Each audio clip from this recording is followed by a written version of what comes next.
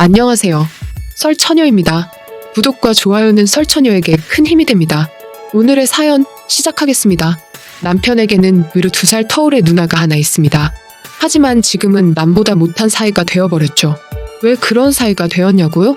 지금부터 그 이야기를 해보려고 합니다. 저희 집은 대학교 학비를 대줄 만큼 넉넉하지 않은 집안이었습니다. 남들처럼 대학 시절을 즐기지 못했지만 부모님께 손 벌리지 않고 제 스스로 학비를 벌어서 다녔습니다. 짧은 시간에 고수익을 벌기 위해선 학생들 과외만한 알바가 없었죠.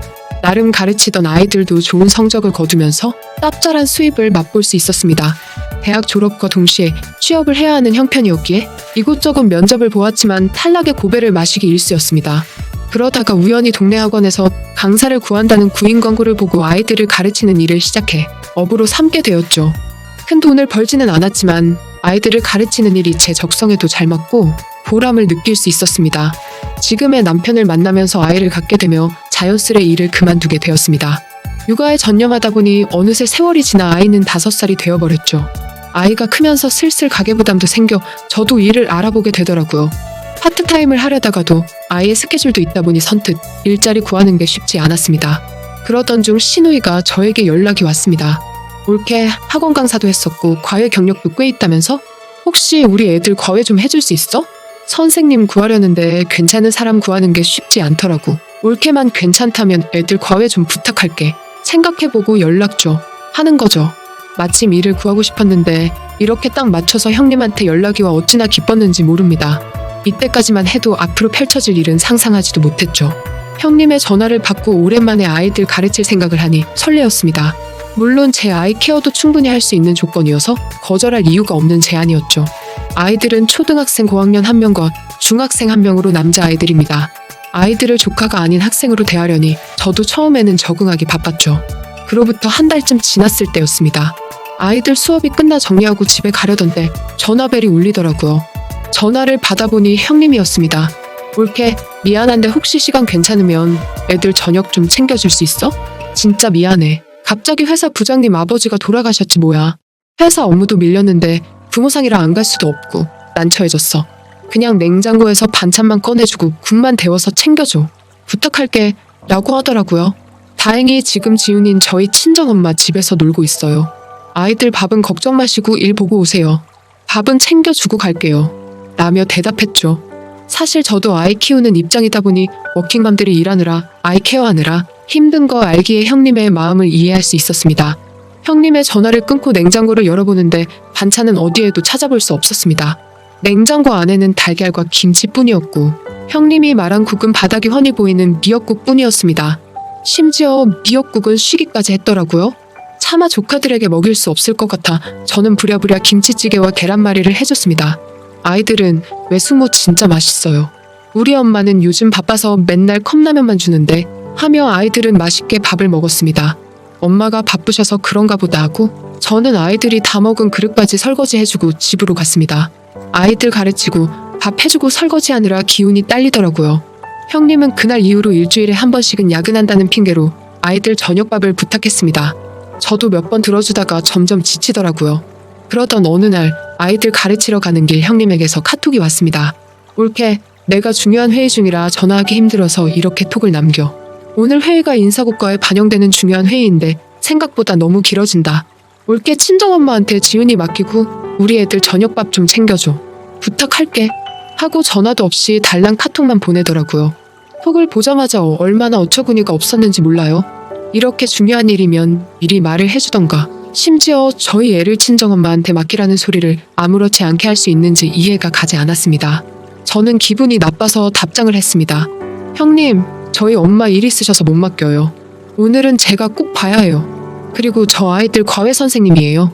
이런 부탁은 전화로 미리 연락을 주셨어야죠. 갑자기 톡만 보내시고 툭하면 애들 저녁밥 챙겨달라고 하시는데 좀 당황스럽네요. 하고 말이죠. 형님의 답장은 오지 않았습니다. 저는 아이들을 가르치고 집에 가려는데 시어머니에게서 전화가 왔습니다.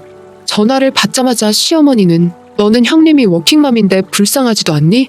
걔가 오죽하면 힘들어서 나한테 전화를 해. 애들 밥 차려주는 게 얼마나 어렵다고. 반찬도 다 있다고 하는데 그게 그렇게 어렵니? 따지면서 말씀하시더라고요. 저는 어머니, 형님이 무슨 말을 하신지 모르겠는데요. 미리 연락을 준 것도 아니고 갑자기 수업 10분 전에 톡 하나 딸랑 보내면서 애들 봐달라고 하는데 제가 어떻게 해요? 저희 엄마한테 지훈이 맡기라고 하고 자기 애들 밥 챙기라는 형님이 더 잘못된 거 아니에요? 그리고 형님이 그 전에 부탁했을 때도 분명 냉장고에 반찬만 꺼내주면 된다 했는데 반찬은커녕 김치랑 달걀 뿐이었어요. 그날 제가 애들 찌개랑 밥 해먹였어요. 애들 저녁밥 부탁한 것도 한두 번 아니에요. 정확한 상황 알고 저한테 전화하신 거 맞으세요? 저도 참지 않고 할 말 다 했습니다. 그랬더니 시어머니는 되래. 너는 지금 그럼 우리 애가 거짓말이라도 했다는 거니? 그리고 조카 밥 차려주는 게 얼마나 힘들다고 그렇게 생색을 내고 싶니? 됐어. 넌 집에나 가서 지훈이나 봐라. 너가 이렇게 야박한 애인 줄 다시 한번 알게 되었구나 하면서 본인 말만 하고 전화를 끊어버리셨습니다. 전 집으로 들어와 남편에게 오늘 있었던 일을 말했습니다. 막무가내 형님과 어머니의 태도에 화가 났습니다. 남편은 톡을 본 후 신우이에게 전화를 걸더라고요. 신우이는 바쁜지 전화도 안 받았습니다. 남편은 누나랑 매형은 애들 케어를 어떻게 하는 거지? 당신은 신경 쓰지 마. 엄마가 제대로 알지도 않고 누나 말만 듣고 저러는 것 같은데 내가 알아서 할게. 그리고 조카들 과외하려다가 누나랑 사이만 나빠지겠어. 돈 버는 것도 중요하지만 차라리 지훈이한테 신경 쓰는 게 나을 것 같아. 괜히 당신만 힘들어지잖아. 말하더라고요. 나는 조금이라도 가게 보탬 되려고 한 거지. 형님도 형님이지만 어머니한테도 서운하네. 내가 형님한테는 과외 정리하겠다고 할게. 나만 억울해졌으니까 당신은 어머니한테 상황 전달 정확하게 해줘. 하고 말했습니다. 다음 날 아침 형님한테 연락하려는 찰나 형님이 먼저 전화를 걸더라고요. 형님은 올게요. 어제 내가 그렇게 톡까지 했는데 결국엔 우리 애들 밥 굶겼더라. 조카들 밥 굶기니깐 좋아. 그리고 엄마한테 들었어. 따박따박 말대답했다며. 올케는 시댁을 얼마나 우습게 알길래 그따위로 행동해? 내가 윗사람이지만 고개 숙여 부탁까지 했는데도 감히 무시를 해? 그리고 애 하나 키우면서 애들 키우는 워킹맘인 내가 불쌍하지도 않아. 어려울 때 서로 돕고 사는 게 가족이지. 올케는 어떻게 본인만 알아?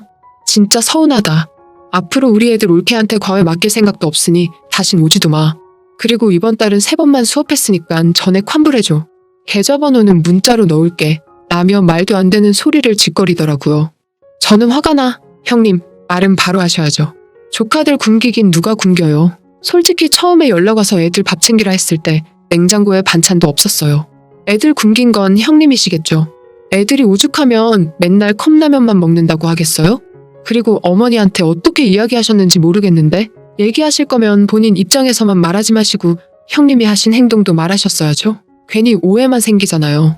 형님이야말로 사돈 어른인 저희 엄마를 얼마나 우습게 아셨으면 지훈이 맡기라는 말을 아무렇지 않게 하실 수 있어요? 그러면 형님도 애초에 어머니한테 형님네 애들을 맡기셨으면 되겠네요. 그리고 저 애들 과외 선생님으로 고용된 거지. 애들 밥 챙겨주는 도우미 선생님으로 고용된 거 아니에요. 이번 달 주신 수업료는 3회분 제외하고 보낼게요. 제가 애들 수업 안 한 것도 아니고 왜 그걸 빼고 달라는지 이해가 안 되네요. 학생들 그렇게 가르쳐봤지만 과외비 먹튀는 처음이네요. 억지그만 부리시고요. 전 할 말 없으니까 이만 끊겠습니다. 형님 말에 하나하나 반박하고 대답했습니다. 그날 이후로 저도 기분이 나빠서 남편과 상의해 5년째 시댁 방문을 하고 있지 않습니다. 남편은 제 의사를 존중해 주었고 어머님이 형님 말만 듣고 한 행동에 본인도 실망했다고 하더라고요.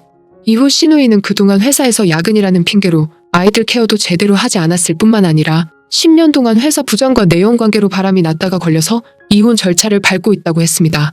심지어 아이들 양육권도 뺏기고 부장 와이프가 회사까지 찾아오는 바람에 한바탕 난리가 났다고 하더라고요. 결국 회사에서도 잘리고 시어머니 집으로 들어갔다고 했습니다. 시어머니가 백수된 시누이 때문에 골치 아프다며 남편에게 툭하면 하소연한다고 했죠. 결국 남편도 시어머니 한탄이 지겨워 연락을 안 받고 있다고 합니다. 지금 생각해보면 시누이가 야근이라고 핑계댄 것도 바람나서 연애하느라 거짓말한 게 아닌가 싶죠. 시누이가 백수가 된 사이 저는 아이들 가르치던 능력을 발휘해 자그마한 공부방을 창업하게 되었습니다. 나름 동네에서 소문이나 학생도 꾸준히 늘고 있죠. 현재 저는 제 아이도 열심히 케어하면서 당당한 워킹맘으로 살고 있습니다. 시간이 흘러 남편과 같이 방문한 시댁.